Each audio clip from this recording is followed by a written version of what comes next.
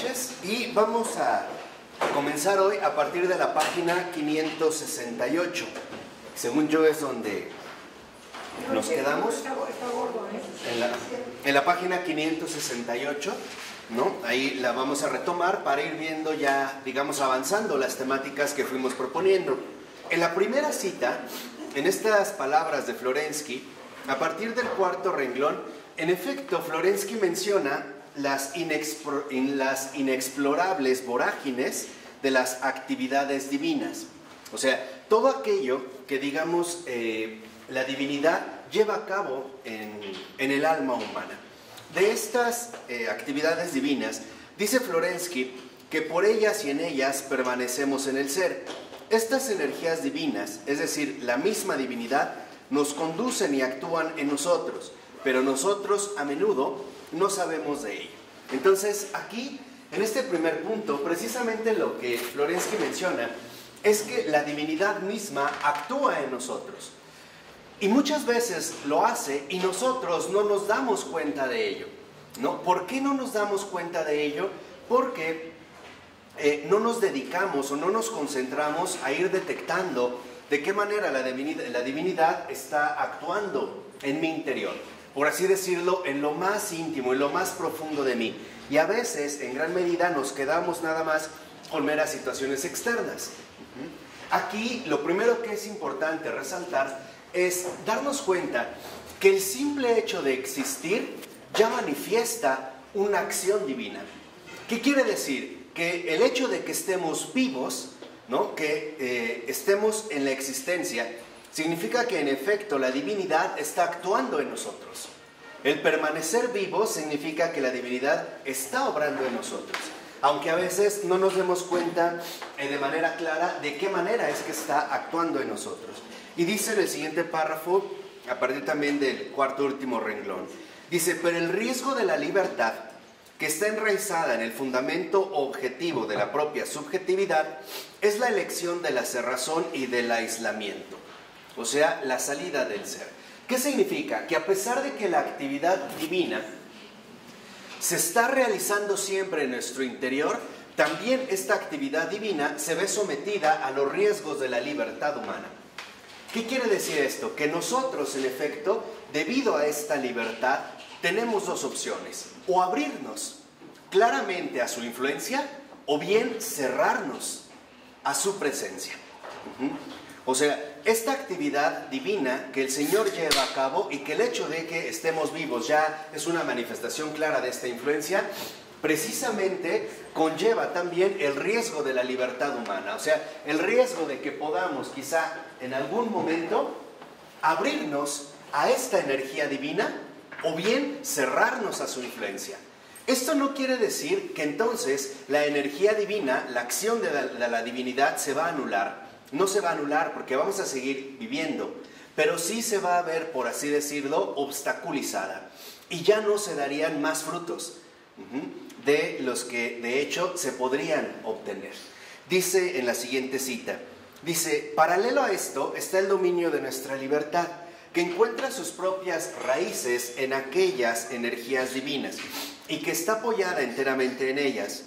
Nuestra libertad posee en sus más altas cimas el don de la autodelimitación, el don de consentir o no consentir a la vida con Dios, el don de un poder autárquico. O sea, en pocas palabras, en la cima, como lo menciona Florensky, en la cima de nuestra libertad, también ahí radica un don. El don de, en un sentido, por así decirlo, consentir o bien no consentir a la vida con Dios, a la vida consciente, a la vida plenamente entregada, o sea, realmente a la vida en comunión con Él. Este es, digamos, precisamente un don que se encuentra en lo más elevado de nuestra libertad. En pocas palabras, nosotros le podemos decir a Dios sí o no. Y aquí tiene que ver con lo que habíamos mencionado en una ocasión. Esto dependerá en último término de nuestra voluntad de comunión. ¿Qué tanto realmente queremos establecer una verdadera unión con Él? O bien, ¿qué tanto queremos permanecer apartados de Él? Y dice Florensky, que esto significa ir hacia Dios o bien separarse de Dios. Este es el ámbito de nuestra subjetividad. Y son básicamente los dos movimientos que nosotros hemos estado comentando a lo largo de estas últimas clases. La subjetividad o bien puede trascenderse a partir de decidirse ir a Dios, o bien puede finalmente negarse a esta comunión con Dios y quedar cerrada en sí misma. Y esta sería la autoarquía. O sea, el considerar la subjetividad como algo absoluto, como algo único, como algo desvinculado de Dios, como algo que de hecho no necesitaría para nada de la presencia de Dios. Esto es, digamos, justamente, ¿no?, lo que está en juego en el don de la libertad. O sea, Dios a nadie obliga a comulgar con Él. Esto es más bien un acto de libertad, pero es un acto de libertad que también conlleva un riesgo. El riesgo de decirle no, de no ir hacia Él, sino más bien apartarme de Él. O bien, en otros términos, que es lo que habíamos comentado, de en lugar de aceptar la posibilidad de ir a la objetividad, o sea, salir de nosotros mismos para recuperar la realidad, cerrarnos y quedarnos entonces ahora atrapados en nuestra propia subjetividad. No querer saber de nada más, ¿no?, más que lo que yo mismo estoy en ese sentido determinando. Y dice 2 renglones abajo: en nuestro poder está abrir el corazón a la fuente del ser, para que se derramen desde allí las corrientes de la vida. O, por el contrario, cerrarnos en la subjetividad ontológica, descender al polo inferior, huir del ser. O sea, en pocas palabras, cada uno de nosotros, al ser libre, tiene el don de abrirse a las fuentes vivas del ser y a partir de ahí ser transformado, o bien negarse a participar en estas fuentes. Y entonces permanecer, ¿no?, como enclaustrado o atrapado en nuestros propios límites subjetivos. Por eso dice que cuando esto ocurre, cuando nosotros, en lugar de llevar a cabo un movimiento de apertura, más bien nos cerramos y por lo tanto nos apartamos del ser, empezamos a caer en el ilusionismo subjetivo, se marchitan también nuestros nexos con el mundo y nuestro ser se inmoviliza y se apaga. ¿Por qué se marchitan nuestros nexos con el mundo? Porque ya no tenemos una clara objetividad con respecto a las cosas. Todo queda distorsionado a partir precisamente de mi subjetividad distorsionada. En pocas palabras, ya no vivo a partir de la verdad, vivo a partir de mí mismo. Y en este sentido es como, en efecto, me voy a ir marchitando. Mis propias relaciones con todo lo demás, con el mundo en general, se van a ver seriamente atrofiadas, distorsionadas, alteradas precisamente por mi subjetividad cerrada, por no abrirme, ¿no?, por no abrirme a las fuentes vivas del ser. Por ello, en 2 renglones abajo, 2 párrafos abajo, 5 renglones antes de que acabe, dice Florensky que la invocación es la energía de nuestra atención espiritual que traspasa el límite. Derramándose de los confines del sujeto, continúa siendo su energía, pero al mismo tiempo se convierte en una energía transsubjetiva y se une con aquello a lo que está dirigida. Y que de hecho es también lo que nosotros ya habíamos comenzado a decir la vez anterior. La manera clara o la manera inmediata de poder trascender la subjetividad es a partir de la invocación. O sea, reconocer la invocación en este sentido no solo es pedir la ayuda de Dios, es más esencial todavía, es reconocer que Dios existe como algo objetivo a mí, que hay algo más allá de mí mismo. Y este es precisamente el primer paso de la invocación, el aceptar, ¿no?, que no todo se reduce a mí, sino que hay una objetividad que en efecto me puede rescatar de mis propias equivocaciones o bien de mis propias distorsiones. De tal manera que entonces, aunque este movimiento viene del sujeto, ¿no?, la capacidad de la invocación, el simple hecho de llevarla a cabo convierte esta energía inicial en una respuesta de parte de Dios. Y antes de que nosotros lo veamos. Sí, pero lo tenemos que manifestar.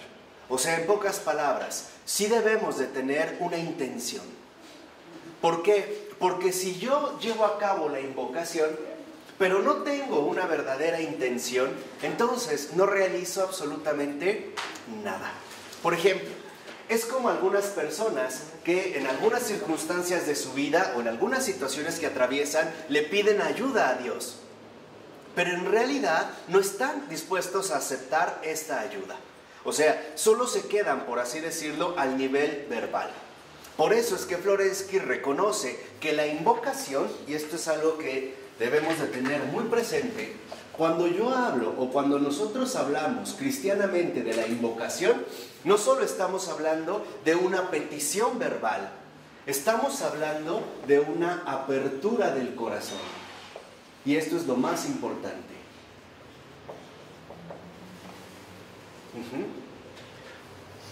Cuando esta apertura del corazón no se lleva a cabo, entonces no estamos participando de la invocación. Nos estamos quedando meramente en un nivel verbal. Ocurre un poco como con estas personas que van al médico por una cierta enfermedad, pero empiezan a decir, pero no me mande esto, porque me hace daño, tal. Y tampoco eso, porque eso me hace daño. No, y ese tratamiento tampoco, y tal. O sea, en realidad fueron a ver al médico para hablar de sí mismos. Ellos mismos se dieron la consulta.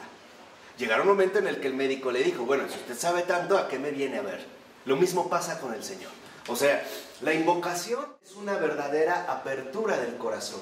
Es aceptar la influencia de las energías divinas. O sea, en pocas palabras, la invocación como apertura del corazón significa dejar que Dios obre en mí realmente. Esa es la invocación. De hecho, esa es la oración. Por eso nosotros lo habíamos comentado en alguna ocasión. Hacer oración y seguir igual es no hacer oración. Algo ahí no está saliendo bien. Y en efecto, lo que no está saliendo bien es que no hemos asumido una auténtica apertura del corazón. Invocar es reconocer que esta objetividad no solo me escucha, me responde y actúa. Es esto, la apertura del corazón es abrirse plenamente a la acción de Dios. ¿De qué manera se va a realizar esta acción de Dios? No lo sabemos, porque no le corresponde al sujeto determinar o calcular qué consecuencias se van a seguir de esta apertura. No es algo que en realidad está en nuestras manos. Y es lo que habíamos comentado también en una ocasión anterior.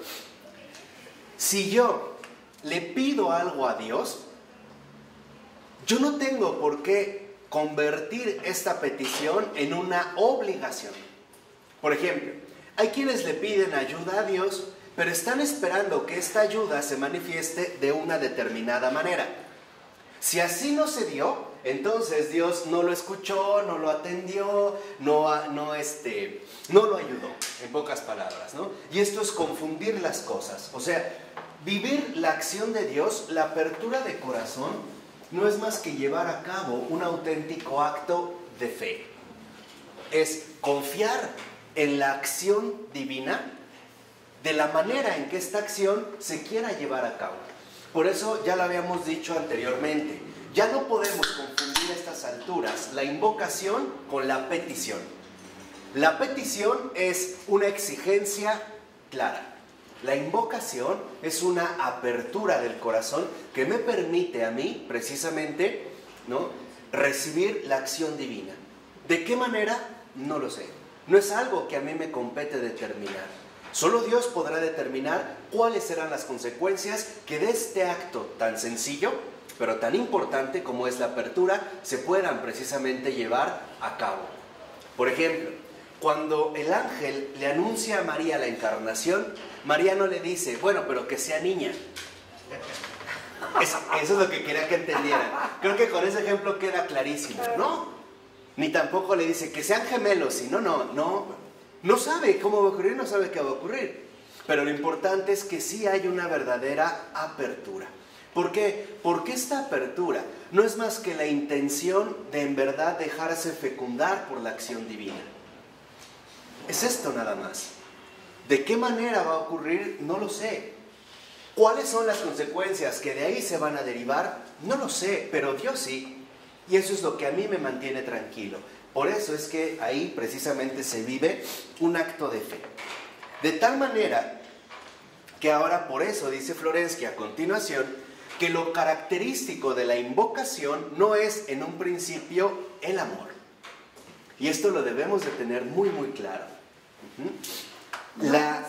No. Lo característico de la invocación no es en un principio el amor. Dice, la intención del espíritu puede ser positiva o negativa.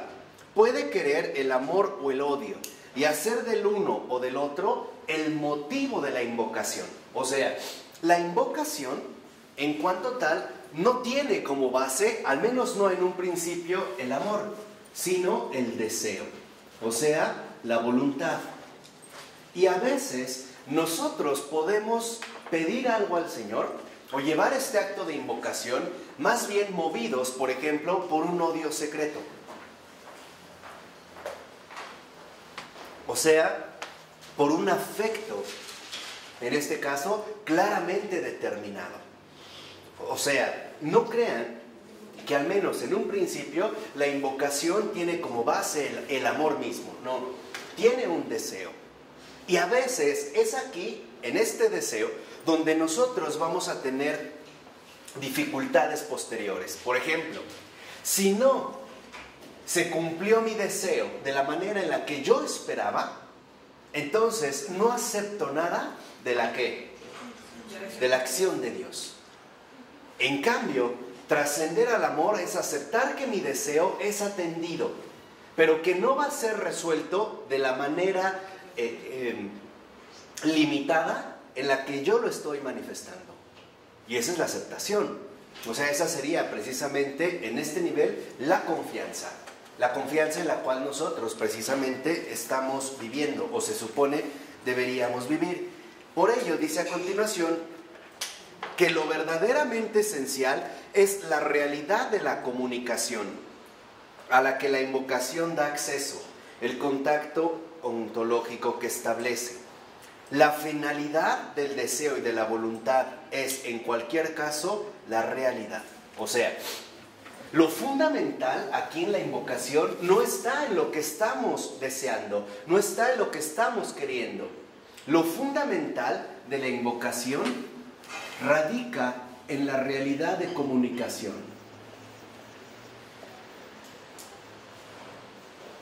¿Qué es la realidad de comunicación? El reconocer la infinita bondad de Dios para tomarse la molestia de atender nuestras súplicas. Esto es lo fundamental. O sea, lo fundamental no es tanto lo que estoy pidiendo, sino no perder de vista que Dios sí me escucha y me toma en serio. Por eso es que les decía, la manera de trascender la subjetividad es presentar los deseos concretos, pero no quedarse en el deseo, sino poner atención a la realidad de comunicación que ahí se está llevando a cabo. O sea, lo importante no es que Dios haga lo que le pido. Lo importante es que Dios sí me acepta en el diálogo. Me permite entrar en una realidad de comunicación. O sea, en pocas palabras, lo esencial de la invocación consiste en que Dios me permite inmerecidamente entrar en diálogo con Él. Entrar precisamente en presencia de Él y en una presencia también de diálogo. Esto es lo fundamental. De tal manera que entonces nosotros no podemos desviarnos fácilmente hacia los resultados que queremos obtener, que es a veces como el modo en el que nosotros llevamos a cabo la invocación. No, es como si tú quisieras hablar con una persona muy importante y decirle algo. Lo importante no es tanto si lo va a hacer o no. Lo más importante es el detalle que sí te recibió. No sé si me explico. No es que cumpla lo que estás pidiendo, sino el gesto amable de haberte recibido. Aunque a lo mejor Digo, aunque a lo mejor no haga lo que le pides, pero el simple gesto de haberte aceptado en su presencia, eso es lo fundamental. Esta es la realidad de comunicación. Que no asumamos nuestra relación con Dios como una especie de negocio, donde yo pido, hago mi inversión, ¿no? Oré, pedí, recé, supliqué, etcétera, y estoy esperando a cambio la mercancía. No, no es un negocio, es un encuentro. Y eso es lo fundamental de la invocación. O sea, la categoría central de la invocación como realidad de comunicación es encuentro.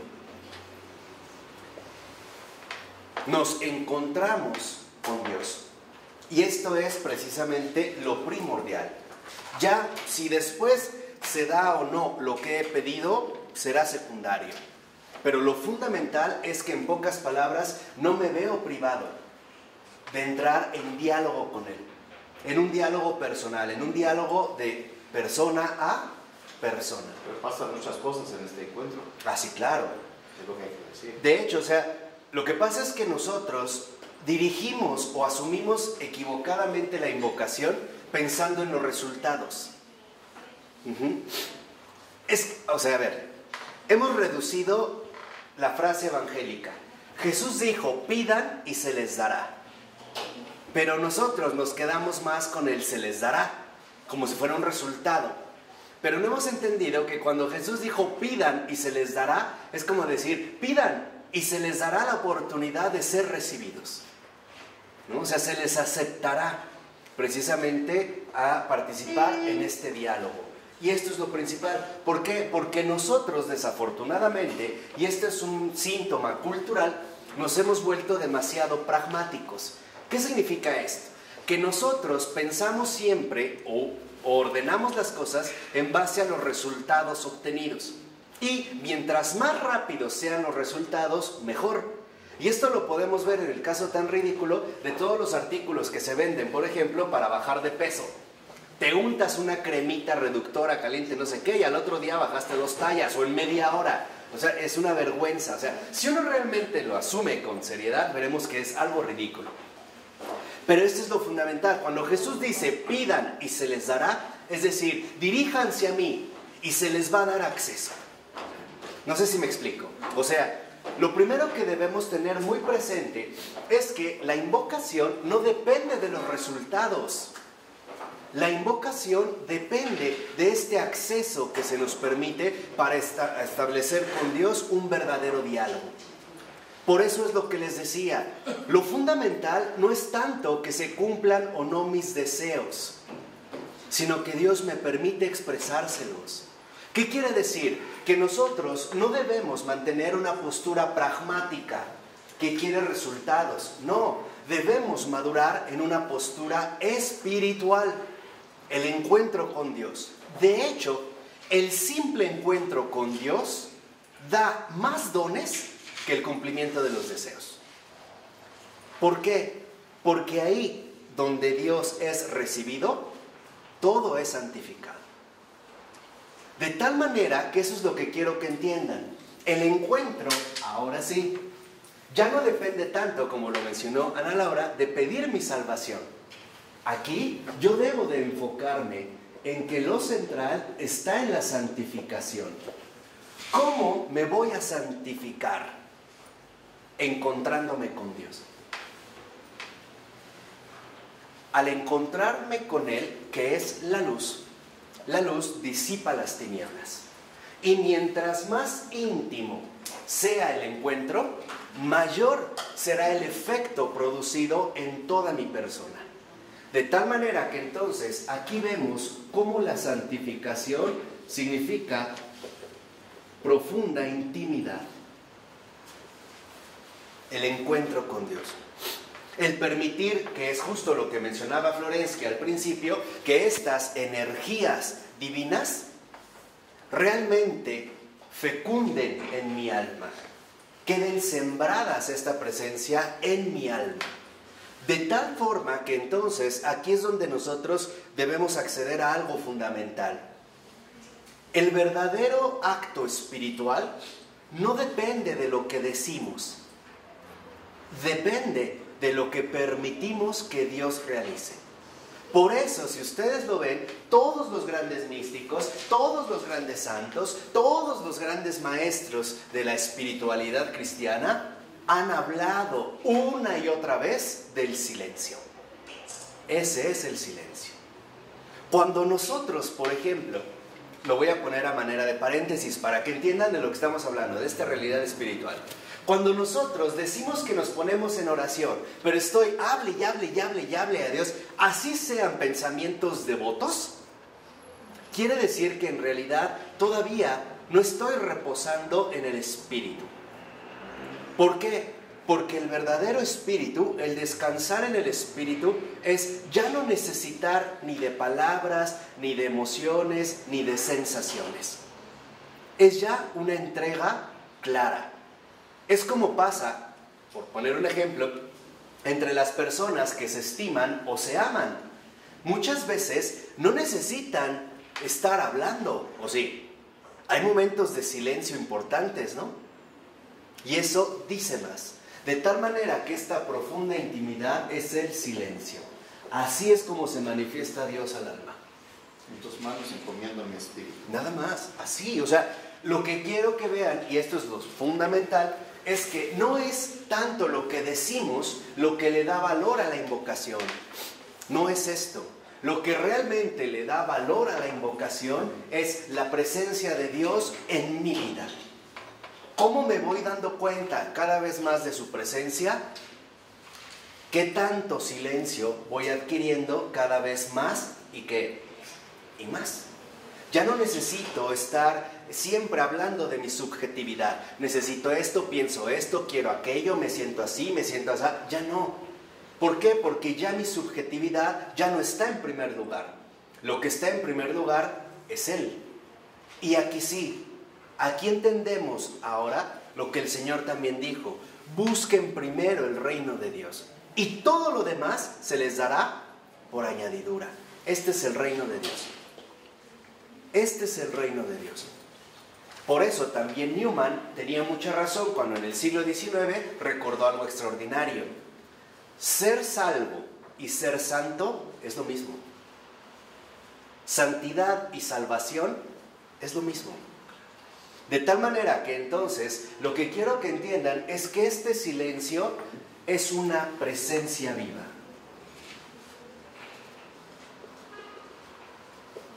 Y esta presencia viva, cuando realmente se lleva a cabo la apertura del corazón, se manifiesta como paz. Pero es una paz, y aquí es donde yo quisiera insistir, es una paz que el mundo no conoce, y el propio Señor nos lo dijo. Esta paz nadie se las quita y es una paz que el mundo no conoce. ¿Por qué? Porque nosotros supondríamos que esta paz significa estar relajados, estar tranquilos. Esta no es la paz que da el Señor. Es una paz que no podemos reconocer en nuestra propia subjetividad. Va más allá de todo pensamiento, más allá de todo sentimiento, más allá de todo afecto. Esto sí me interesa que quede muy muy claro. ¿Por qué? Porque hoy en día precisamente hay técnicas de relajación espiritual que le llaman, como el yoga, algunas prácticas budistas, feng shui, de respiración. Ahí solo alcanzas relajación, pero no es la paz.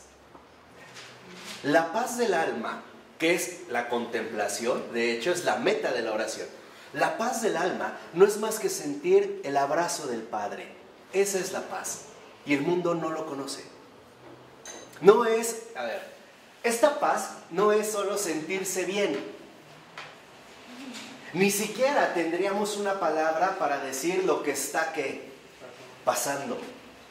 No, no es estar profundamente relajado. No son tampoco estos paraísos artificiales que ya hace más de un siglo denunciara en su momento el gran Charles Baudelaire, ¿no?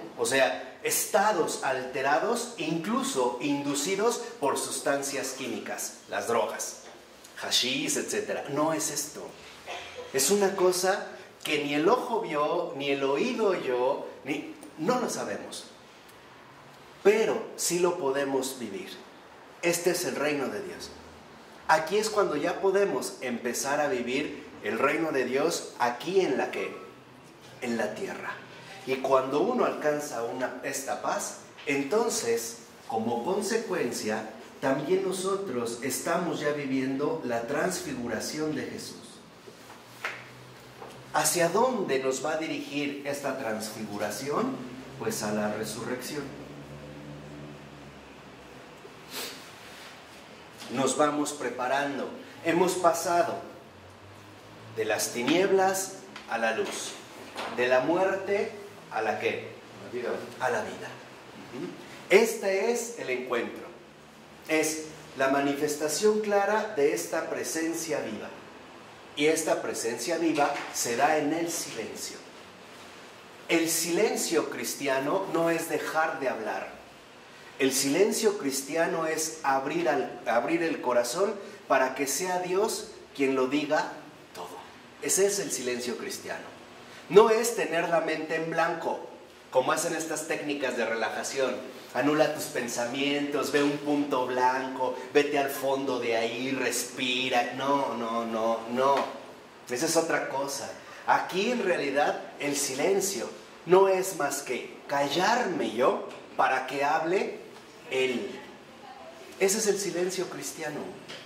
No se trata de que esté en un silencio mudo donde me empiezo a inquietar. Es que no siento nada, es que no pasa nada. No es esto. El silencio cristiano es darle la palabra a Dios. Y esa es la apertura de corazón. Esta es justamente permitir que en nuestra vida se lleve a cabo la acción de Dios. Cuando Jesús dice, no pierdan la paz, lo que está diciendo es, no regresen a ustedes mismos. Es que es algo espiritualmente muy sutil. Igual, no teman. La paz esté con ustedes, no tengan miedo, porque cuando nosotros vamos cada vez más ingresando a esta paz, nos da miedo porque ya no tenemos el resguardo de la subjetividad. Es empezar a entrar a un ámbito que no conocemos. Y lo desconocido para nosotros justamente causa temor. ¿Por qué? Porque siempre queremos mantenernos en las certezas intelectuales, emocionales, afectivas, discursivas que tenemos. Pero cuando empezamos a vivir esta paz, estamos viviendo lo que San Juan de la Cruz llamó muy bien pura fe. Y esto solamente se vive en el Espíritu. Solo el Espíritu puede realizar este movimiento. Por ello, incluso es curioso cómo hemos llegado al grado de que hay personas que sin darse cuenta están haciendo una buena oración y la echan a perder porque dicen, es que no estoy sintiendo nada. No está pasando nada. Y se asustan, ¿no? Y empiezan, es que algo he de estar haciendo mal, algo no funciona, algo no sé qué. ¿Por qué? Porque nosotros no nos hemos dado cuenta que en efecto no temer, no perder la paz es déjate superar, déjate trascender, no te sigas quedando en tus propias limitaciones. Por ejemplo, en los modos emocionales, tus rutinas emocionales a las que estás acostumbrado. No, supera esto, supérate. Tampoco te quedes limitado a tus propias estructuras intelectuales, a suponer que si algo ocurrió de tal manera, estuvo bien, porque no es así. Ya lo vimos también con Florensky. Hay, por ejemplo, personas que pueden entrar a hacer oración y sentir un fervor enorme y piensan que por eso estuvieron a los pies de Dios. Mentira. Estuvieron llenos de su propia subjetividad.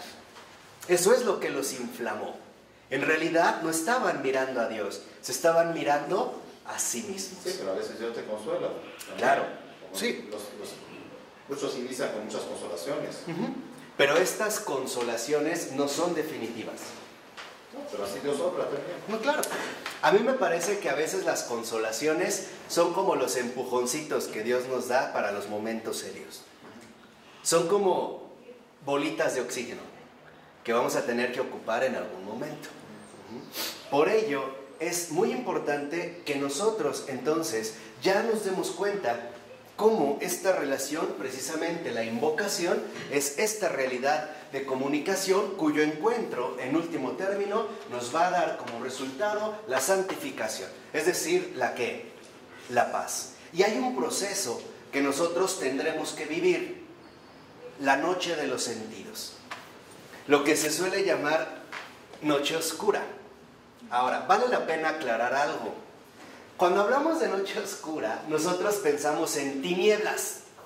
No veo nada, todo está denso, Dios no me quiere, como que me puso un desafío inmenso donde tengo que ir así en la nada, ciegas, dando tumbos. No es esto.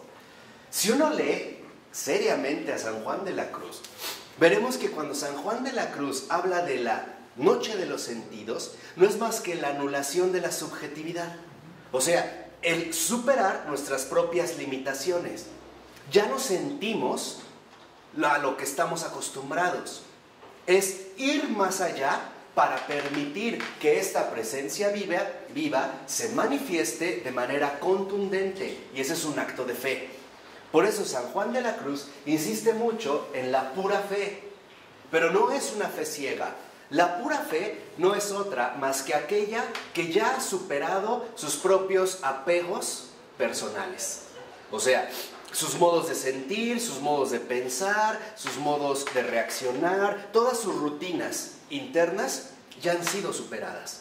Y al principio esto en efecto nos causa temor. ¿Por qué? Porque empezamos a ingresar a un ámbito donde permanece siempre lo desconocido, lo incalculable.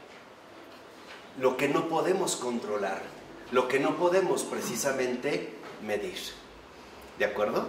Así que para que todo esto se realice, en realidad solo necesitamos una cosa, y se los dije hace un momento.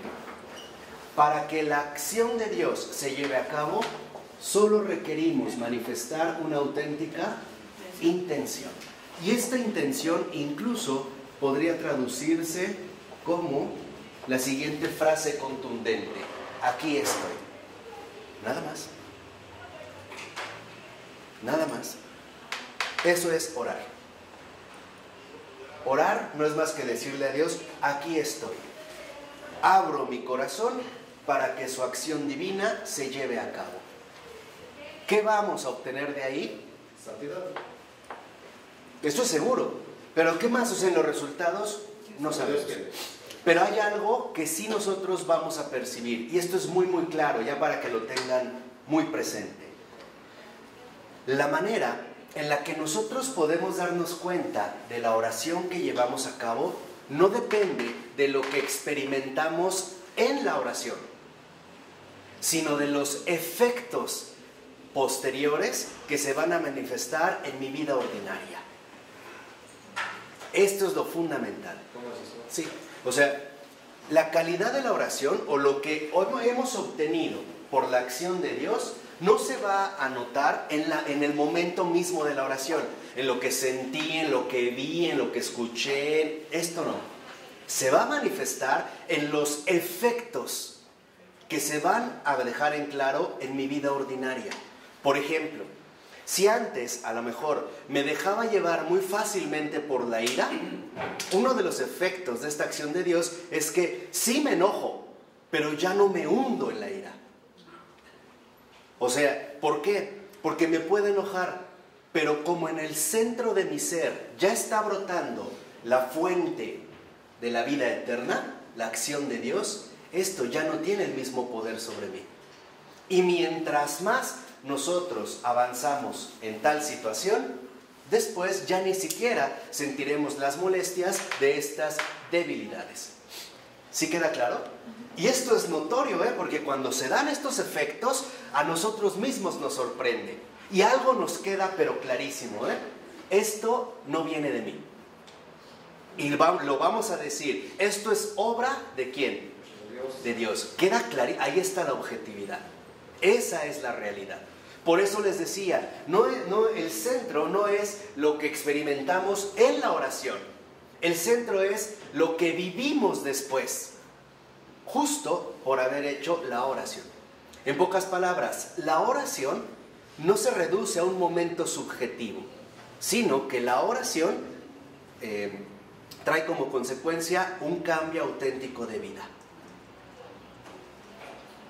Un cambio profundo de toda nuestra estructura vivencial. Todas nuestras estructuras se ven renovadas. E incluso no solo renovadas, también emergen aspectos totalmente nuevos e insospechados. Posibilidades que solo Dios tenía presentes. Ni nosotros nos hubiéramos imaginado que fuéramos capaces de algo así. Y cuando permitimos que Dios tomara la iniciativa, estas posibilidades ocultas, estos, como me gusta llamarlos, ríos subterráneos del alma, ¿no? Estos ríos hondos dentro de las cavernas del alma brotan. Y cuando brotan, lo primero que empezamos a dar es testimonio de Jesús. Ahí aparece, de hecho, no me puedo detener mucho ahí, pero ahí es donde aparece la figura del testigo. Empiezan a brotar fuentes de agua viva. Algo nuevo está emergiendo de ahí. Y así, de hecho, también es como, en efecto, se va a empezar a llevar nuestra verdadera comunión con Dios. ¿De acuerdo? Por eso, en la 570, más o menos como en el sexto, séptimo renglón, dice el libro: la invocación, la apertura espiritual a la relación, es el único lugar en el que el deseo puede tocar la realidad. En la misma invocación, la realidad se entrega. La invocación se convierte en la orientación ofrecida al deseo. En pocas palabras, durante la invocación, durante la auténtica invocación, el deseo ya no ocupa el primer lugar. Ahora lo fundamental es que el deseo se transforma en una orientación total. Cuando esta orientación se lleva a cabo, entonces es cuando podemos vivir precisamente el mandamiento fundamental. Amarás a Dios con todo tu corazón, con toda tu mente, con todas tus fuerzas. Amar a Dios no es un deseo, y eso es algo que también quiero que entiendan. Amar a Dios no es un deseo. Amar a Dios es una orientación de vida, es un camino, es un modo de ser. Ese es amar a Dios. No solo es un deseo. ¿Por qué? Porque este deseo de amar a Dios, por mucho que yo lo pueda llevar a cabo, esto no significa que estaría, por así decirlo, a la altura de su misma dignidad. Amar a Dios es una orientación. Es un modo de ser concreto. Y esto es lo que va emergiendo precisamente a partir de lo que hemos mencionado con anterioridad. O sea, ya no solo se trata de amar a Dios, sino de asumir toda nuestra persona como una orientación hacia Él. ¿Qué quiere decir? Que el deseo ahora ha alcanzado su plenitud. Ya no solo quiero algo, lo quiero a Él. ¿Por qué lo quiero a Él? Porque Él lo es absolutamente todo. ¿Cuál es la finalidad de la oración? ¿Cuál es la finalidad?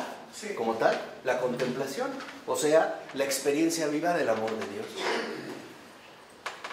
Y Dios va viendo nuestras necesidades para traernos hacia esta integración de oración. Sí, pero no solo de nuestras necesidades, también de nuestras capacidades. Ahí es donde se vive el don de la libertad.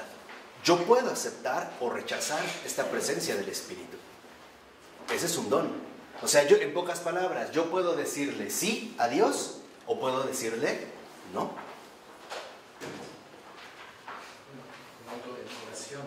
Sí, o sea, dentro, digamos, en mi propia constitución humana, yo puedo decirle sí a la presencia de Dios o puedo decirle no me interesa, ¿no? Y quedarme en mi subjetividad. Esa es una capacidad.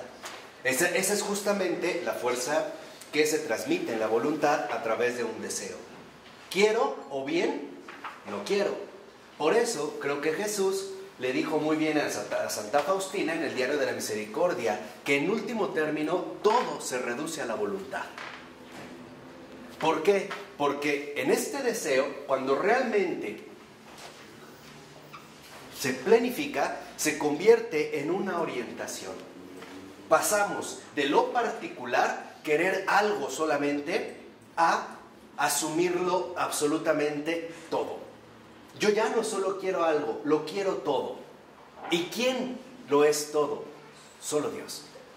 Este es, digamos, precisamente cuando se convierte ya en una orientación. O sea, la orientación no es más que una dirección de nuestra persona. Orientarse es un dirigirse siempre a Dios, desde Dios, en todo momento. Esta es, digamos, la diferencia. Y esto es precisamente también lo que la invocación va realizando. Por ello, cuando nosotros empezamos a darnos cuenta de esto, dice más o menos unos 3 renglones abajo, que la invocación es un acto espiritual que hace que el él, o mejor el ello, se convierta en un tú. ¿Qué significa esto? Que cuando nosotros realmente realizamos este acto espiritual, entonces notamos o aceptamos que Dios no es algo, sino alguien. Y al ser alguien es una persona concreta, con la cual yo puedo entrar en un diálogo de comunión. Dice, si el deseo no es el amor, la invocación produce la destrucción de la persona, porque en cualquier caso la finalidad de la invocación se realiza en ella. La invocación puede convertir en tú a la fuerza diabólica. Y aquí también Florensky entra en un punto fundamental de la realidad espiritual. ¿Por qué?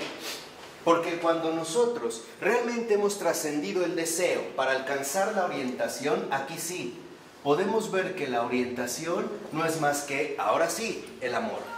Todo está dirigido por Dios y para Dios.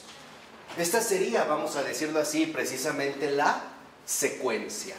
Pero si nosotros no dirigimos este acto espiritual a Dios vivo y verdadero, al Padre, al Hijo y al Espíritu Santo, o sea, si no comenzamos por la verdad, ¿se acuerdan por qué era tan importante iniciar con la persignándose? ¿Se acuerdan que lo vimos en la clase pasada? Como es un acto espiritual, si yo no invoco al Dios vivo y verdadero, entonces esta invocación también va a tener una respuesta espiritual. La diferencia es que vendrá del mal espíritu. ¿Sí se entiende por qué? Esto es fundamental, ¿eh? Sí, o sea, si yo no realizo mi invocación desde la verdad, o sea, en el nombre del Padre y del Hijo y del Espíritu Santo, si no me estoy dirigiendo a la Trinidad Santísima, que es el único Dios vivo y verdadero, como la invocación, este acto espiritual, este movimiento es espiritual, y yo no lo dirijo a Dios, al Dios vivo y verdadero, entonces sí voy a tener respuesta, pero es una respuesta espiritualmente errónea. ¿Qué quiere decir? Que yo me expongo al error. Justo por no comenzar de la verdad, voy a comenzar por el ¿qué? Por el error. Y entonces, en lugar, por así decirlo, en los términos ignacianos, en lugar de que yo esté en comunión y sintonía con el buen espíritu, lo que va a venir más bien a responder este acto espiritual es justamente el mal espíritu. Por eso yo les decía, en estas respuestas espirituales, que es muy delicado cuando nosotros hablamos de Dios a secas. Cuando decimos Dios así, nada más. Como una especie de ente que todos sabemos quién es y la verdad es que no. O llamarle, por ejemplo, como este ilustrado francés Diderot, este ser supremo, este arquitecto del universo, este omnipotente, este ojo que todo lo ve, con algunas cuestiones ilustradas, masónicas, etc. Este acto, si tiene una intención espiritual, pero no va dirigido al Dios vivo y verdadero. Por lo tanto, la respuesta que vamos a obtener va a ser espiritual, pero de un bando equivocado. Es que estábamos diciendo, la invocación como un acto espiritual, nada más. No por lo que digo o lo que expreso, sino simple y sencillamente mi intención de abrir mi corazón a la acción de Dios. Esa es la invocación. ponerme realmente a disposición de Dios. Lo que nos está diciendo Florensky es que este acto en particular es un acto espiritual. Y es cierto. O sea, nosotros, por así decirlo, ingresamos a la dimensión espiritual de nuestra persona. Cuando esta invocación no está o no tiene como fundamento la verdad, o sea, la Trinidad, entonces la respuesta que vamos a obtener también va a ser espiritual, pero con una gran diferencia. La respuesta no vendrá del Espíritu Santo, del Espíritu de la verdad, ¿no? Cuando los herejes eliminaban ya fuera la divinidad o la humanidad de Jesús, entonces el Dios en el que ellos recurrían ya no es el Dios vivo y verdadero. Hay una herejía. Exacto. Y entonces, eso es lo que les decía, la intención ya no va hacia la verdad. La intención ya se dirige ahora hacia el error. ¿Y dónde se ven los frutos? En toda la serie de tonterías que empiezan a manifestar, que empiezan precisamente a decir. O sea, lo que quiero que entiendan es que lo que desvía, y esto es lo fundamental, lo que desvía la invocación de la verdad es una incorrecta orientación. A lo que yo me refería son personas que en efecto hacen movimientos espirituales, por ejemplo, dirigiéndose a un ser supremo. Pero solo dirigirme a un ser supremo así es muy peligroso. ¿Por qué? Porque también el diablo puede ser. También es superior. Tiene una superioridad espiritual. Esto es innegable. Eso es lo que quiero que vean. O sea, lo que nos está diciendo Florensky es que desafortunadamente también, no solo en la iglesia, especialmente quizá fuera de la iglesia, se realizan movimientos espirituales continuamente cuya invocación no van a Dios. ¿Cómo están Alcohólicos Anónimos? Por ejemplo. Pues sí, es la verdad. Supremo, pero no determinado. Ahí es cuando entonces empezamos nosotros a darnos cuenta de estos riesgos. Por eso una vez les decía que hay que caerlo. ¿Por qué? Porque hay que reconocer, en pocas palabras, una, de dónde vienen las cosas, y dos, a dónde van las cosas. De donde brotan. Exactamente, o sea, de dónde vienen y a dónde es que se dirigen. Si no, hacemos un movimiento espiritual cuya respuesta, si no viene de la verdad, puede entonces verse interferida por otra situación espiritualmente errónea. Y esto es algo muy común.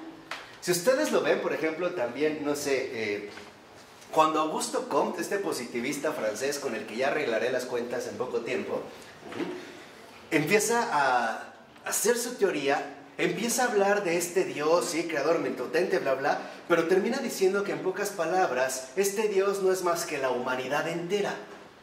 Entonces, cuando él dirige sus plegarias, las dirige a esta humanidad entera, concebida como un ser supremo o un ser superior, y sí tuvo respuestas.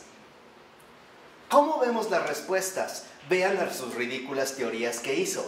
Ahí están sus respuestas espirituales, o sea, ahí están precisamente la influencia espiritual hacia la cual es que se dirigen.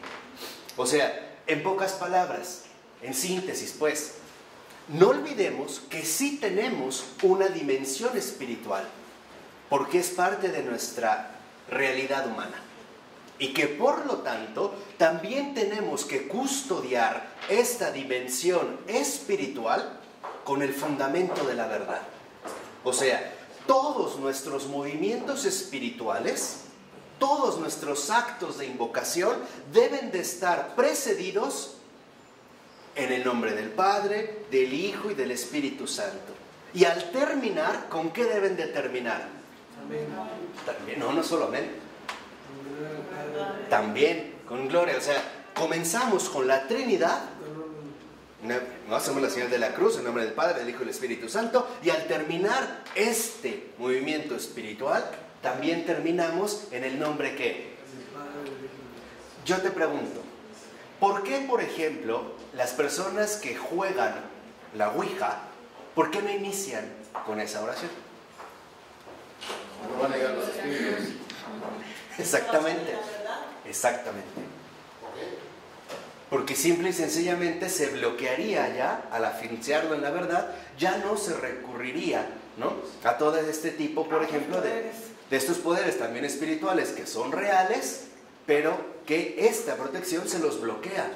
Por eso no es casual que incluso alguien ya en el siglo IV, como San Martín de Tours, y eso fue algo muy hermoso, se empezó a utilizar la señal de la cruz para alejar cualquier tipo de manifestación espiritual. No, del siglo II. Comienza la señal de la cruz desde Orígenes, segundo siglo.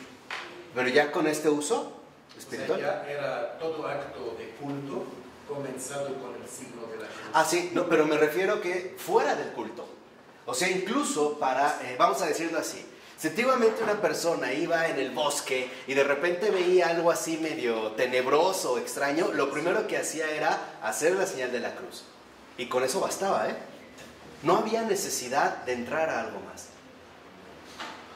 Esto es un poco lo que quiero que entiendan hacia lo que se dirige, ¿no? Por ello, dice en la última cita de la 570, la invocación, por consiguiente, no solo concentra nuestra atención en el invocado, o sea, no solo me concentro en que me estoy dirigiendo a Dios, sino que hace que en Él se reúnan todos los fuertes hilos de nuestra relación ontológica con el ser, nuestros vínculos dispersos, debilitados y errantes, con todo lo que está fuera de nosotros, se reúnen, se tensan, se definen aquí. O sea, para Florensky, la orientación, que no es más que la dirección del amor, genera ya una total vinculación y por lo tanto una reunión. ¿Por qué es una reunión?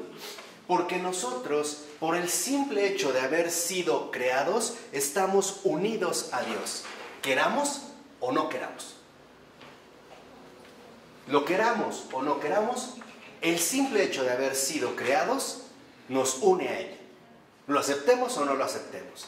Pero ahora es una reunión, porque ahora esta reunión, el volvernos a unir con Dios, ya se da dentro de nuestra propia situación personal.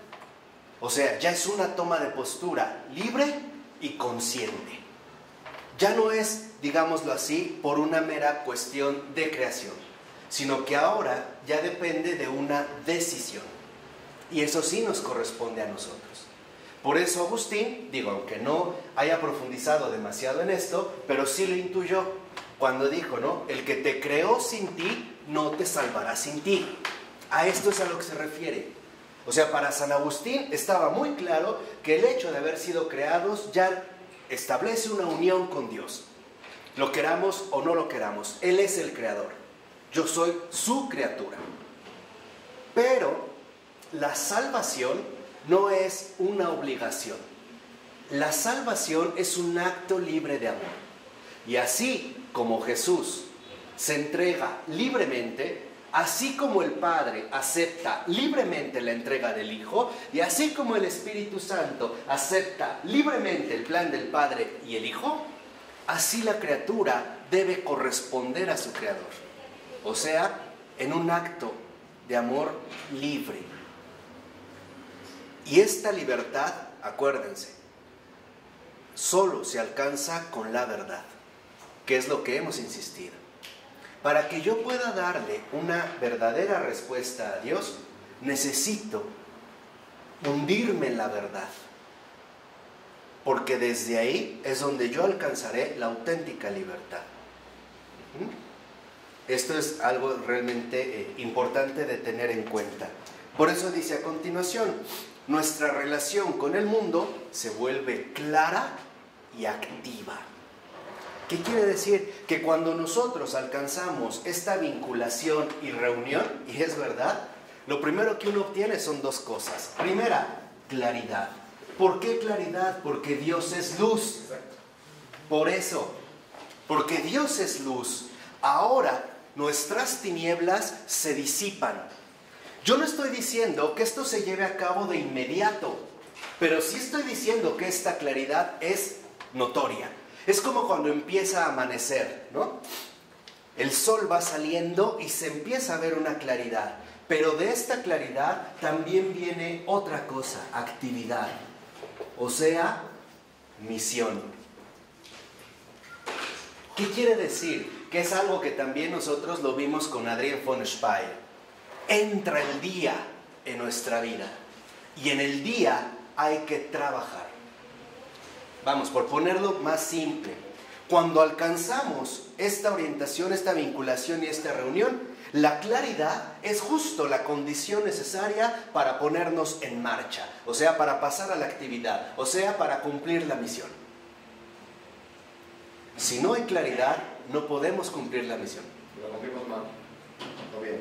O sea, me refiero, no la podemos cumplir como tal. Haremos tanteos, ensayos y errores, haremos un batidillo, pero en realidad, solo a través de esta claridad, nuestra actividad se convertirá en auténtica misión.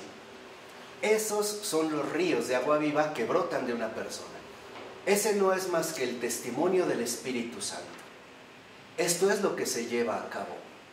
Por eso es importante que nosotros no nos quedemos a niveles superficiales, sino que vayamos realmente al fondo de las cosas.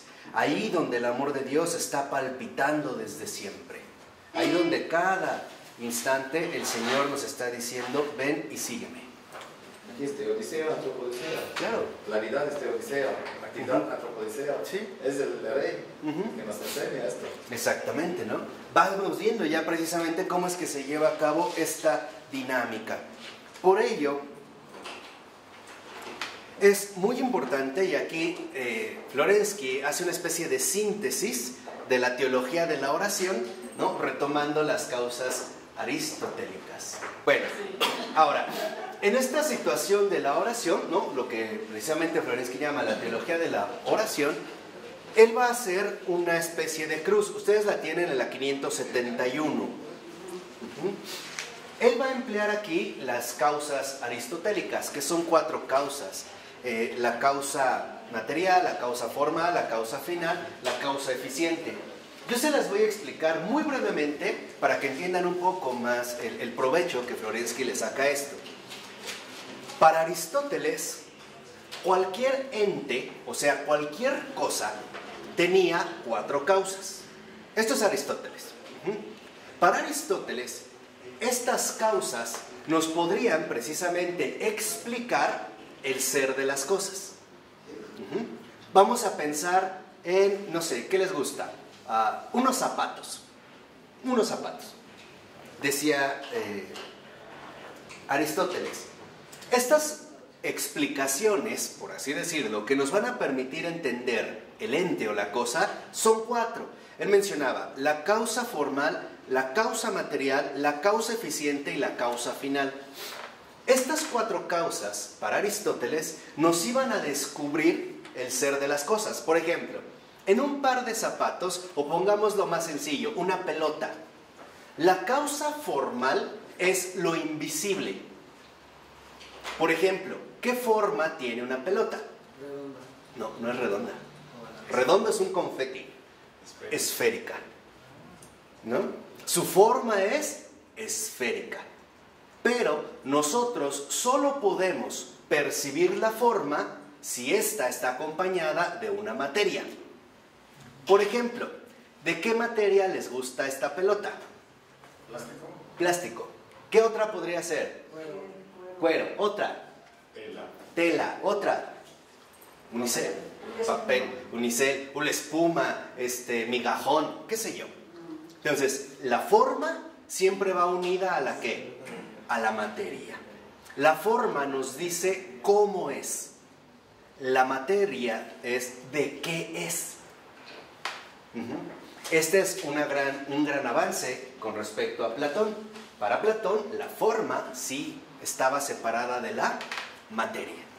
Ahora, dice Aristóteles, no son las únicas causas. Hay otras 2, causa eficiente y causa final. La causa eficiente, diría Aristóteles, es la que nos explica el propósito de esta cosa. O sea, la causa eficiente más bien es de dónde proviene esta cosa. O sea, ¿quién la realizó? ¿Quién la hizo? ¿Quién aplicó esa eficacia a esta cosa? Por ejemplo, la pelota, podríamos decir el juguetero. o el pelotero, soy raro, ¿no? Que ya no lo usamos, pero el juguetero hizo esa ¿qué? Pelota. Pero va a decir también Aristóteles, toda cosa, todo ente tiene un propósito y esa es la causa final. O sea, el ¿para qué? ¿Para qué está la pelota? Para jugar. ¿Se podrán encontrar algunas otras causas eficientes? Sí. De tal manera que entonces las 4 causas las podemos reducir a 4 preguntas que de acuerdo con Aristóteles se aplicarían a cualquier cosa. Primero, la forma es ¿cómo? ¿Cómo es? La materia es ¿de qué es? ¿De qué es? La eficiente es ¿quién o qué lo hizo? ¿De dónde proviene? ¿Cómo surgió? Y la final es ¿para qué? ¿Con qué propósito? ¿De acuerdo? Para Aristóteles, estas 4 causas nos podían hacer entender la realidad de las cosas. Ahora, aquí Florensky sigue estas 4 causas, pero las va, vamos a decirlo así, a traducir y a complementar con la realidad del cristianismo. Y en lugar, si lo ven, de hablar de forma, Florensky va a hablar de tipo. El tipo, el cómo. En lugar de materia, Florensky va a hablar de petición, o sea, el qué pedimos. En lugar de hablar de causa eficiente, Florensky habla de doxología, o sea, de nuestra confirmación concreta. Y en lugar de hablar de causa final, habla de invocación. Pero no se queda ahí. Florensky junta estos 4 puntos en el amén, que sería la consumación de estos 4 aspectos. En el amén. Entonces, teniendo nada más este esquema, dice en el último párrafo Florensky, en primer lugar, la oración es una teurgia, o sea, una acción divina. Y esto es algo muy importante. La oración es teurgia, o sea, acción divina. Dice Florensky, la oración es posible por medio del contacto producido ante el rostro de Dios y por la fuerza del nombre divino, entre nuestras necesidades y la misma acción divina. ¿Qué significa esto? Que nosotros, en efecto, en la oración, entramos, lo vimos ya aquí, ¿no?, a un encuentro, entramos a la presencia de Dios, donde esta acción divina se va a ver involucrada con nuestras propias necesidades. Estas necesidades son de todo tipo. No crean que solo hablamos, por ejemplo, de necesidades materiales o de necesidades específicamente económicas. No, son necesidades de todo tipo. Por ejemplo, cuando a veces quisiéramos salir de una duda, de una inquietud, de una preocupación, de una enfermedad, etc. Se conjugan las necesidades con la acción divina. Por ello va a decir en este sentido que de manera vertical, de la invocación a, como le llamó aquí Florensky, de la invocación a la doxología, a lo que nosotros decimos en concreto, se da un abrazo. ¿Qué abraza? Lo dice la 572 en la cita, en el segundo párrafo.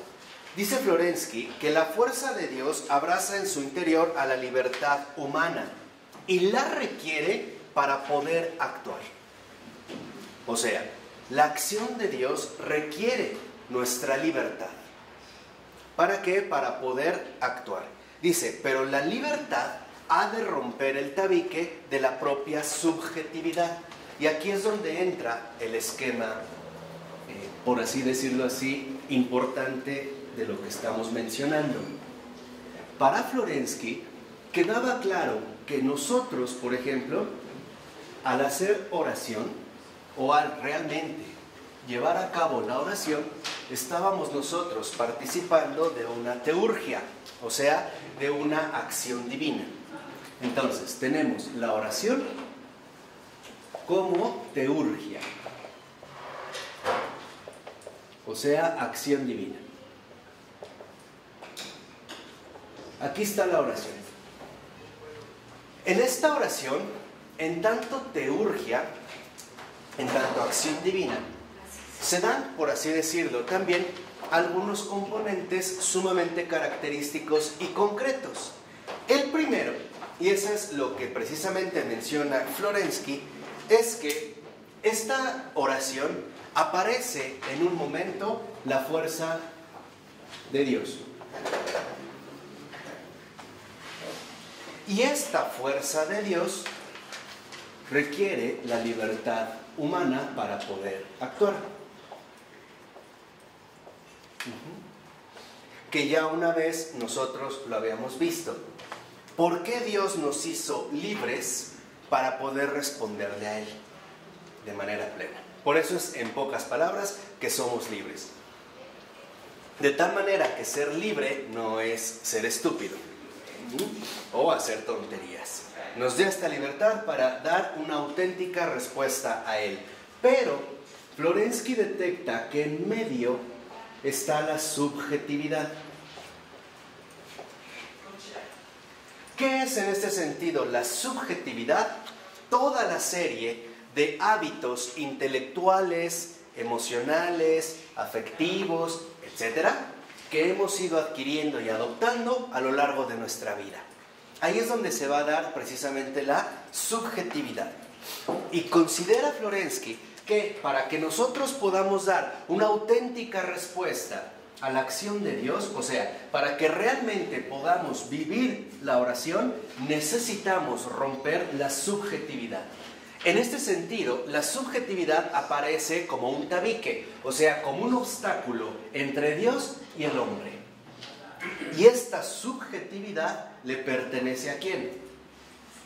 Al hombre, ¿no? Lo que hemos ido adquiriendo. Por eso dice Florensky, nuestra subjetividad está situada como un tabique entre nuestra necesidad, nuestro sentimiento, nuestra voluntad. Y al otro lado, la fuerza de Dios, que se manifiesta ya a sí misma en el tipo al que se refiere nuestra necesidad causal.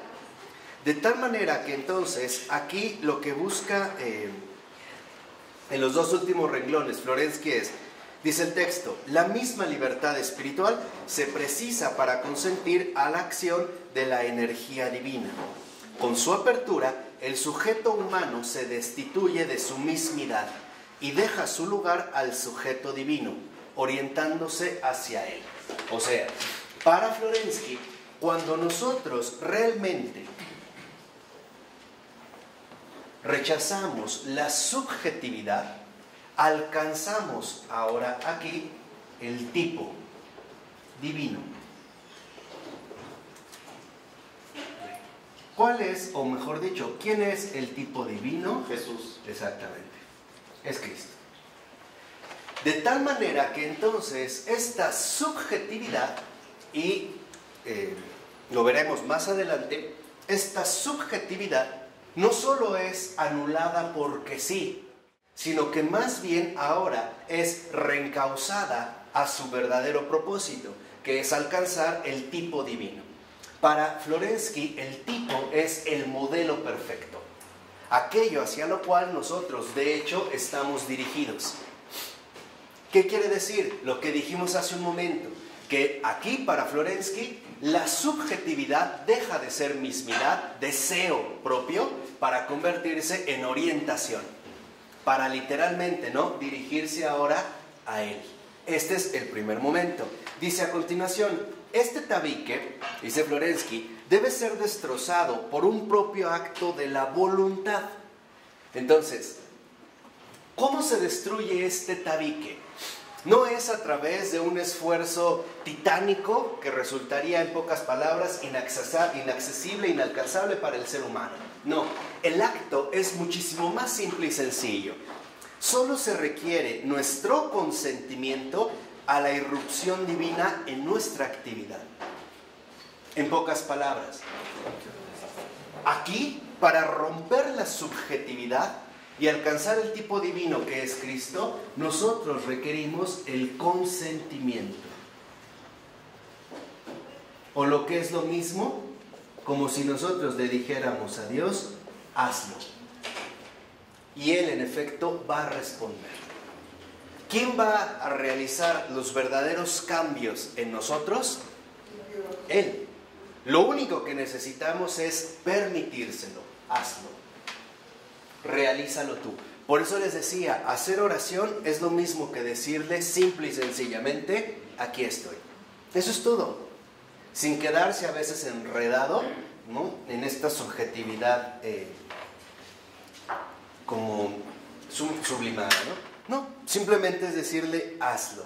Y dice Florensky, lo cual, el consentimiento, conlleva nuestra autoabnegación, rasgar la subjetividad, abandonar nuestro lugar y abrir espacio en nosotros al mismo Dios. Ese es el consentimiento. Abandonar nuestro lugar y abrir espacio para Dios. Dejarle el lugar a Él. Este es el verdadero consentimiento cristiano, es dejarle todo el lugar a Él.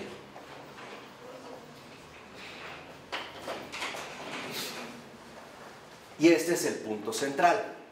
Así es como se elimina la subjetividad. Por lo menos, dijimos, con una auténtica invocación donde reconozco su presencia y su ayuda. Por lo menos en una intención mínima de decir quiero. Porque el dejarle todo el lugar a Él significa rasgar toda mi subjetividad.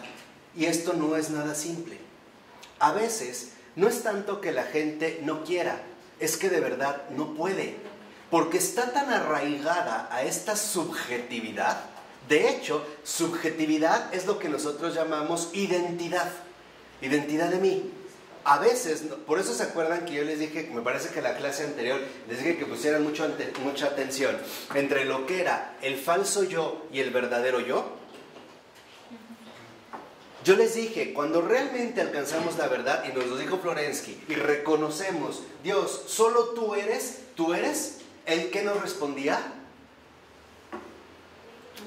Me lleva el tren, ya se les olvidó. Tú también eres, me confirma. Cuando yo empiezo a entrar en esta relación, en este vencer la subjetividad, yo le digo a Dios, Dios, tú eres. Y Él me dice, tú no eres así. O sea, tú no eres esto. Tú no eres esta subjetividad. Pero aquí es donde entra el aspecto fundamental. El poder dejarle todo el lugar a Él, hacerle un total espacio en mi alma, involucra que en efecto mi subjetividad se vea superada poco a poco. A veces quisiéramos que los resultados fueran inmediatos, ¿no? Que yo pudiera cambiar de un día para otro, pero no es tan sencillo. Porque la subjetividad es literalmente una segunda piel. Y cuando tú te arrancas la subjetividad, también se va la piel que traías. Y esto hace que en efecto el alma, por así decirlo, quede en carne viva. Y esto, yo te pregunto, ¿es doloroso o no? Sí es doloroso. Porque a veces hay personas que dicen, no, es que si tú quieres, puedes. No, no es cierto. La verdad es más bien la contraria. Hay muchas veces que quieres y definitivamente no puedes. Subjetividad, en efecto, no es más que fantasía. O sea, un fantasma irreal que hemos ido adquiriendo por muchas circunstancias. Ahora, esta fantasía es irreal, sí, pero es eficaz. Y esto es lo grave, o sea, es lo que quiero que entiendan. Estas son nuestras estrategias de supervivencia. Son los hábitos que adquirimos para poder seguir adelante en el transcurso de la vida. ¿Habrán sido erróneos? Sí. ¿Habrán sido totalmente equivocados? Sí, pero nos dieron resultado. Fueron eficaces para atravesar el mal momento. El resultado... claro, peor. El resultado será peor, pero al menos nos ayudaron a poder continuar. ¿Puedes manejarlo como un ejemplo práctico? Sí, déjame acabar y ahorita lo aterrizamos. O sea, a lo mejor fue totalmente equivocado, sí, pero me sirvió. O sea, sí dio un resultado eficaz. Es esta eficacia la que a nosotros nos engaña, haciéndonos creer que por haber sido eficaz, entonces es algo benéfico. O sea, confundimos eficacia con beneficio. Y esto es lo que nos va haciendo que esta fantasía se vuelva para nosotros en un verdadero arraigo. O sea, estamos arraigados a esta fantasía. Cuando esta fantasía se empieza a desmoronar, obviamente vamos a entrar en crisis. ¿Por qué? Porque yo toda mi vida me había sostenido en una ¿qué? Una fantasía. Y eso duele. Acuérdense lo que nos dijo Florensky, hay que sufrir mucho para crecer. Y sufrir muchísimo más, ¿para qué? Acuérdense, hay que sufrir mucho para crecer. Y sufrir todavía muchísimo más para alcanzar la verdad. ¿Para alcanzar qué, perdón? La verdad. La verdad, sí. Es esto, o sea, lo primero que quiero que entiendan, lo vamos a dejar al grano concreto. A lo mejor una persona desarrolló una estrategia de supervivencia llamada depresión. A lo mejor las circunstancias difíciles de su vida, que no solo tuvieron que haber sido en la infancia, pudieron haber sido hace poco o algo, ¿no? O sea, ante ciertas circunstancias de la vida, lo primero que hace es adquirir un hábito que le pueda ayudar a salir del paso. ¿Cuál? Encerrándose en sí misma y tratando, por así decirlo, de agotar su propia emocionalidad interna, o sea, su propio malestar. Pero al verse en este mismo malestar, obviamente empezará a generar un determinado asco. Y entonces sus emociones se ven distorsionadas de tal manera que por una dificultad, después esta persona se ve de inmediato, se avienta como un clavado a la tristeza profunda, ¿no? Sabe aventarse a la tristeza, pero no sabe cómo salir de la tristeza. No sabe. Sabe que si me hacen esto, ¿a dónde me voy? A la tristeza. Por eso les decía que ya no podemos seguir siendo ingenuos como católicos. Es que nosotros como personas somos seres encarnados. Y esta encarnación nos da una complejidad inmensa. La subjetividad es el modo habitual de ser que adquirimos, pero no es lo que somos. O sea, por eso yo les decía, en gran medida, por ejemplo, mi convicción metafísica es muy simple. Somos, pero todavía no hemos llegado a ser. Y esta es la parte central. O sea, aquí, esta fantasía es lo que pensamos, suponemos, creemos, sentimos que somos. Pero cuando nosotros realmente abordamos sin temor la subjetividad y le dejamos el espacio a él a través de nuestro consentimiento, de tal manera que lo único que hacemos es decirle, hazlo, él me confirma de otra manera y me dice, uno, tú no eres así. Ese es el primer punto, tú no eres así. Pero es muy difícil desarraigarse, desprenderse, desapegarse de esta subjetividad por la simple razón de que así hemos vivido toda nuestra vida. No crean que fue un antifaz, no fue un disfraz, son fibras metafísicas, ontológicas, vivenciales, con la cual fuimos tejiendo, ¿no?, el gran tejido de nuestra vida, lo que llamamos existencia. Cuando esto se empieza a desmoronar, nuestra primera impresión, y es real, es que todo se me vino, ¿qué? Abajo. Pero es un error la fantasía. Sí. Un tremendo error. Pues porque, como dijo Ronnie, estás metido en una depresión, te gusta vivir y te pones en la depresión. Ahora, ¿Estás feliz? sí, aquí es donde quiero que vean, digamos, la verdadera implicación de esto. ¿Por qué? Porque ahorita voy a retomar lo de la depresión. Porque de hecho, lo digo de una vez, la depresión es el gran malestar del espíritu contemporáneo, de la espiritualidad humana, ¿eh? El malestar número uno, la depresión. Y ahorita vamos a entender por qué. Ese es el día, ¿sí? O sea, el malestar número uno en gravedad y aparte en contagio, en abundancia, es la depresión. Es el gran malestar del espíritu humano contemporáneo. ¿Y a qué se debe? O sea, a que en efecto al haber exaltado tanto la subjetividad desde el siglo XVII, XVIII, XIX y XX, nos creamos una falsa identidad. Eso es lo que trae consigo esta fantasía, una falsa identidad. Esta falsa identidad, les dije, será falsa, sí, pero funcionó. Nos ayudó, aunque sea arrastrándonos a cuatro patas o como quieran, pero me ayudó a poder sobreponerme y sobrellevar mi vida. Hay gente que... Sin Dios, sí, claro, estamos hablando aquí de este punto de falsa identidad. Por ejemplo, hay personas que a lo mejor, y para que vean lo sustancial de esto, en la secundaria se enamoraron muchísimo de otra persona y esa persona los engañó, los defraudó, les fue infieles o qué sé yo.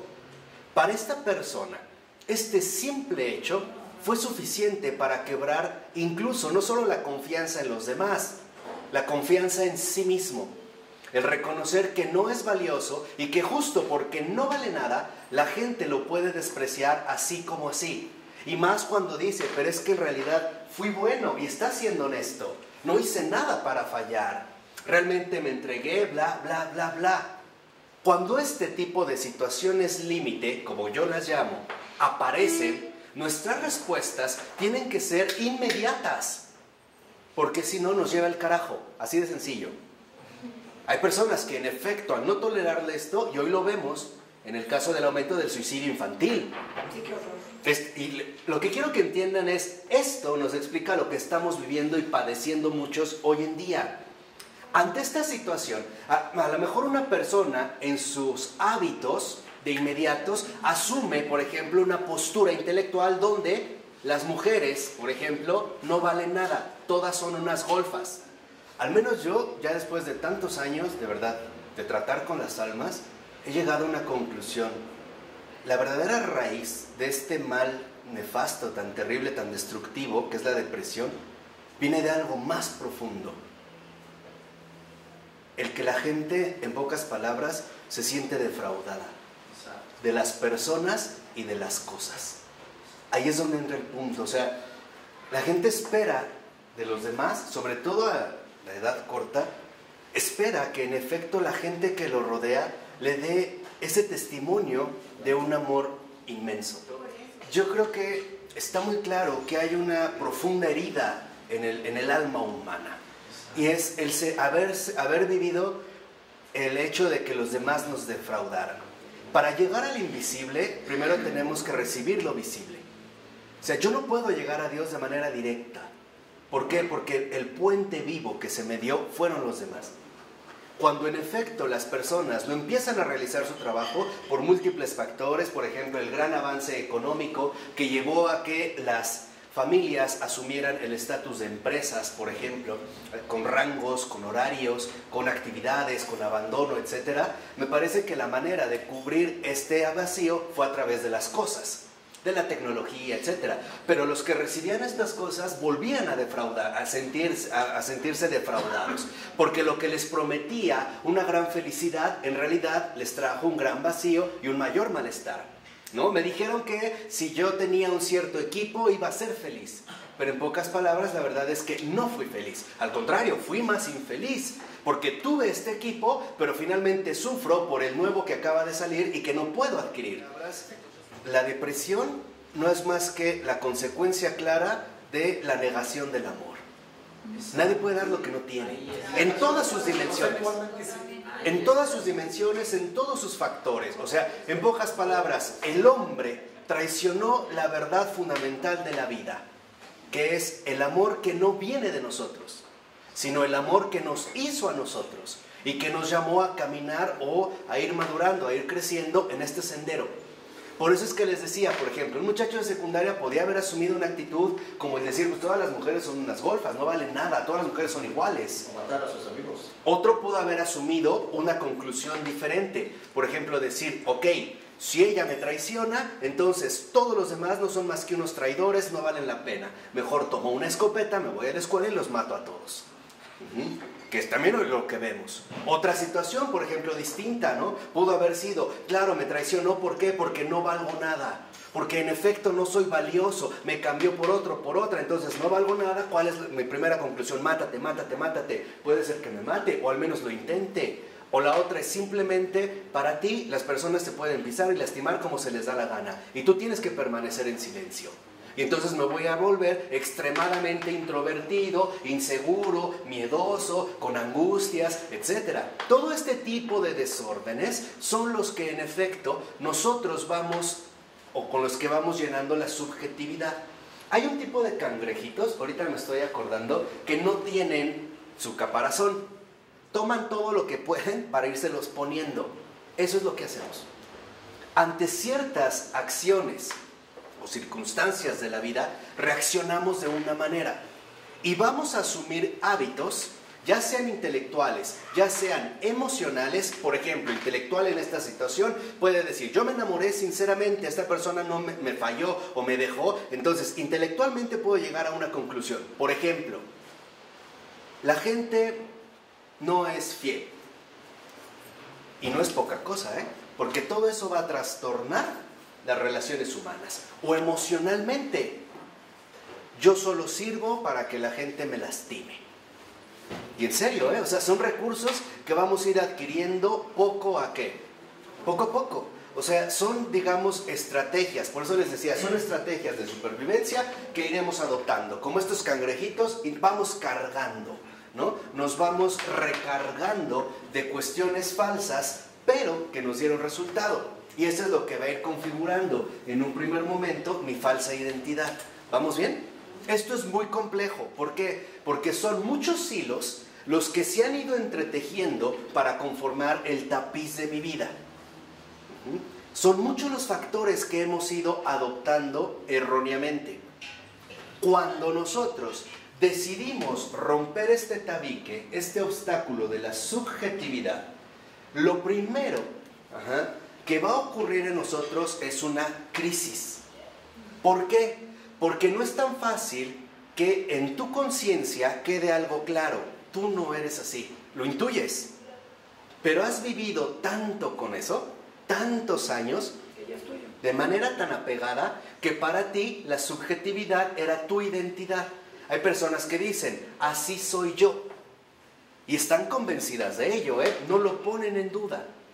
Pero cuando esto se empieza a desmoronar, y entonces empieza a venir la objetividad que nos va a reflejar realmente lo que no somos, o sea, va a romper nuestros esquemas con los cuales nos hemos definido, lo primero que va a venir es una purificación.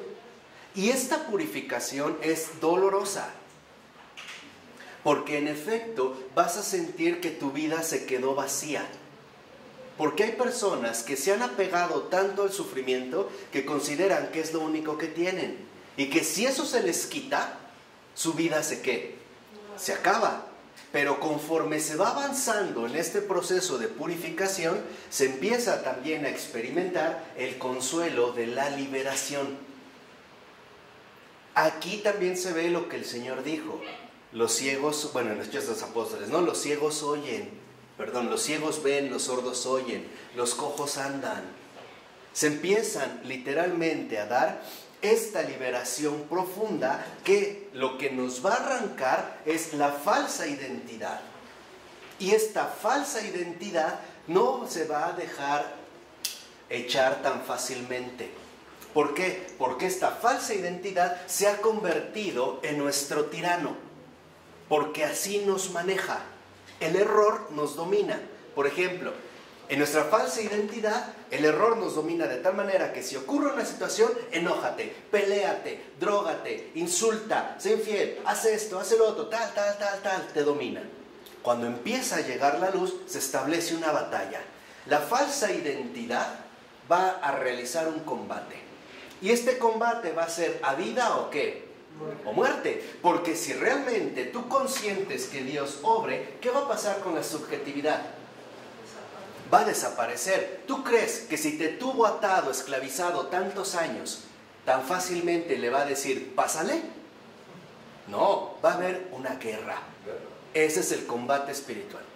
Y ese combate espiritual es a vida o muerte. O sea, o se aferra a la subjetividad, o bien triunfa la objetividad. Esta es la batalla interna que se da entre las tinieblas y la luz.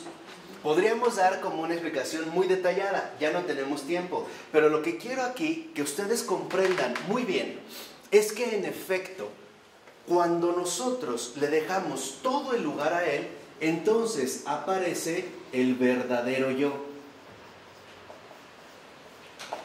Y me empiezo a dar cuenta a la luz de la verdad lo que soy y lo que también no soy. Cuando alguien dice, es que no se deja sacar precisamente por Dios, muchas veces puede ser por dos motivos. Primera, porque en efecto hay un apego total a su propia subjetividad. Y tiene razón. Pues ahí es donde se ha sentido más o menos cómoda. Si eso es lo único que ha conocido, ¿cómo puedes que entregue algo que está tan arraigado en él? Su segunda piel. Se sentiría completamente aniquilado. O bien, que es la segunda opción. La segunda opción es que simple y sencillamente no es que no quiera, es que no puede. Porque nadie le ha indicado cómo ir desatando esos hilos que la fueron a esta persona, ¿no?, hundiendo en una falsa identidad. Esto es lo fundamental. O sea, lo que yo quiero que ustedes aquí se den cuenta es que la acción divina lo que va a hacer en realidad es liberarnos de nosotros mismos, de nuestra falsa conciencia, de nuestra falsa identidad, de nuestra fantasía equivocada. ¿Por qué? Porque la acción divina nos va a regresar al punto culminante en el cual comenzó nuestra vida. Y ahí era bueno. Soy hijo de Dios. Ahí todo era bueno. Ahí, en este verdadero yo, están siempre resonando las palabras que el Padre le dijo a Jesús, a su Hijo, en el bautizo. Tú eres mi Hijo muy amado, y en ti tengo todas mis complacencias. Esta voz no la escuchamos porque la subjetividad la ha bloqueado. Y es lógico. ¿Cómo me pueden decir que Dios es bueno si mi padre me violó? Seamos sinceros. Por eso les decía, no vayamos con ingenuidades. ¿Cómo me vienen a decir siquiera que Dios es padre si yo ni lo conocí? ¿Cuál padre? Si mi padre fue borracho, me golpeó. ¿Cuál padre? ¿Cómo me vienen a hablar, por ejemplo, de María y decirme que es madre si yo nunca tuve una madre? Tuve una enemiga. Era una fiera. Conmigo me destruyó. ¿Cómo me vienen a decir que el mundo es bueno si lo único que veo son mentiras, engaños, traiciones, ¿no?, sufrimiento y dolor causado no solo en los demás, también en mí? Y este es el abismo, la herida más grave que se ha abierto en el espíritu humano. La traición del amor. Es una ausencia, la falta de amor, ¿no? Esa es la traición del amor. En pocas palabras. Por eso te despedaza. Claro, pero ¿y te despedaza desde qué? Desde chico hasta grande, o sea. Cuando has crecido así. Si tú lo ves, te voy a poner un ejemplo muy sencillo. Con esto vamos a terminar. Si yo llego con un niño chiquito de unos 3 o 4 años, o 5 o 6, y lo agarro y lo cargo y le digo, ¿te aviento a la luna? Él me dice, sí. No lo duda. Esa es la vida de fe. Si yo lo aviento y no ha visto lo jodido que estoy, y no lo sumo más de 10 centímetros, y lo vuelvo a cachar, no me hace un escándalo ni me demanda. Le digo otra vez, ¿y qué dice? Sí. Esa es la vida de fe. ¿Por qué? ¿Qué significa la vida de fe? ¿Qué es lo que habíamos visto hace un momento? Que en efecto, la vida de fe no es otra cosa más que vivir según las dimensiones de Dios, no las mías. Por eso en un niño agarra un cochecito, empieza aquí, se va por la pared, agarra la puerta, sube la venta, ¿no?, la planta. O sea, el niño carece ¿de qué? De límites. Porque para el niño, el yo, como subjetividad, no existe.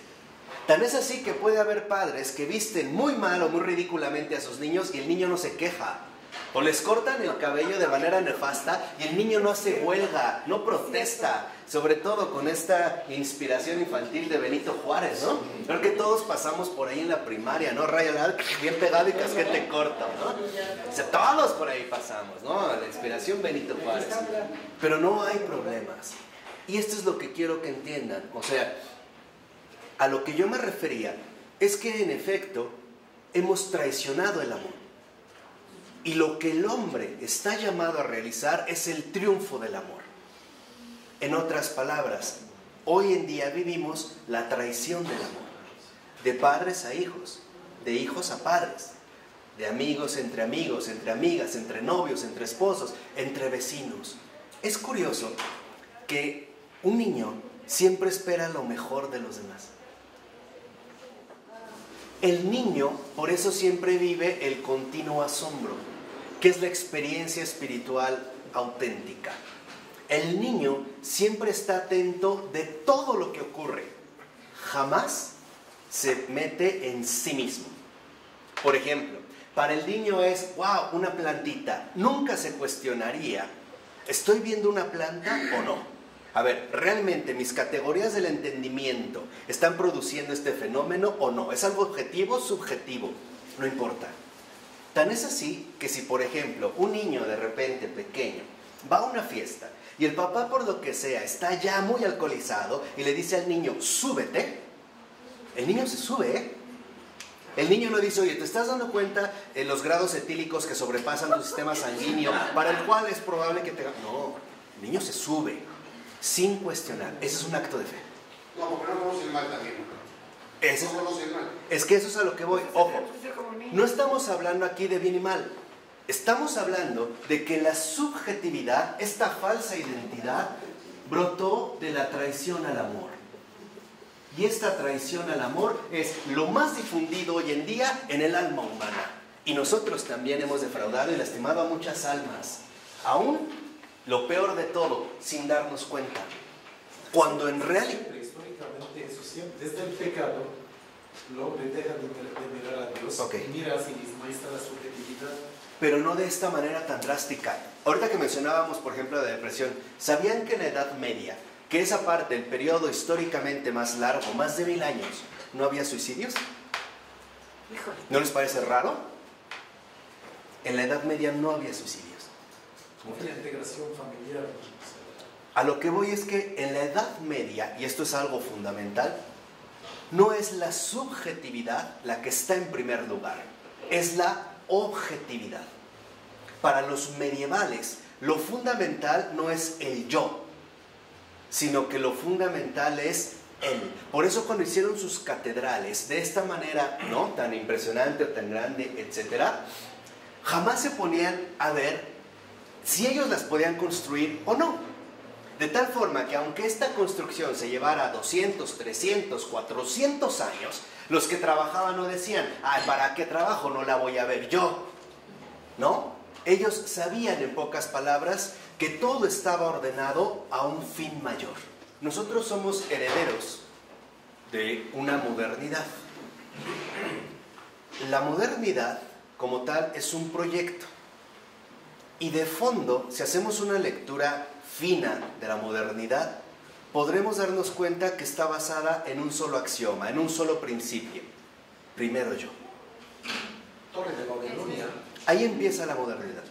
Y al decir primero, fíjense, escuchen, entiendan bien lo que voy a decir, medítenlo, utamurmente, ¿no? Apliquemos inteligencia.